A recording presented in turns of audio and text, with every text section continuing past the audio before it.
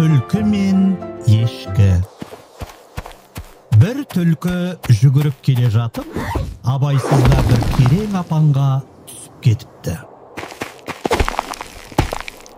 Шыға алмай тұрғанда бір ешкі су іздеп жүріп, әлгі апанға кез болып түлкіні көреді. Ей, түлкі батыр, не қылып тұрсың депті. Ой, не қыласың, жаным жай тауып тұр.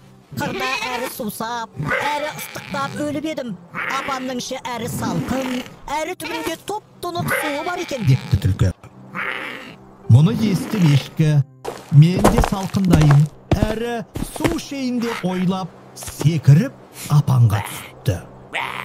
Сонда түлкі кең секіріп ешкінің үстіне мініп, онан мүйізіне табан тірепті де ырғып далаға шығып жөніне кетіпті. Өтірікке алданба, басың бәлеге душар болар деген сөз осыдан қалыпты.